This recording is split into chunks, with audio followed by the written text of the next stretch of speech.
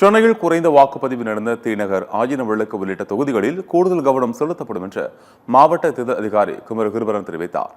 சென்னையில் செய்தியாளர்கள் சந்தித்த தேர்தல் அதிகாரி குமரகுருபரன், சென்னையின் 4079 வாக்குச்சாவடிகளில் 835 வாக்குச்சாவடிகள் பதற்றமான வாக்குச்சாவடி என கண்டறியப்பட்டுள்ளதாக கூறினார்.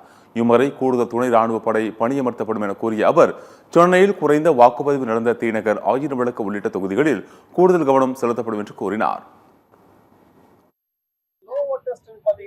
T-Nagar and 1000 lights தான் ஜெனரலா 16 தான் எப்பவுமே பாட்டம்ல இருக்கக்கூடிய கான்ஸ்டிட்யூன்சிஸ். அது மட்டும் இல்லாம நாங்க ஈஸ்ட் கான்ஸ்டிட்யூன்சிஸ்ல எந்த பூத்ல லோவா இருக்குன்ற அளவுக்கு ஸ்டடி பண்ணிருக்கோம்.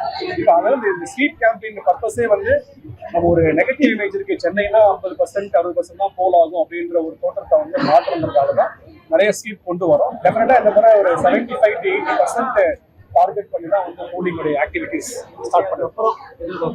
இப்போ மேபி எஸ்ஐஆருக்கு டெஃபினட்டா எதிர்பார்க்கலாம் 80% போலிங் வி கேன் ரீச் நம்பிக்கை இருக்கு.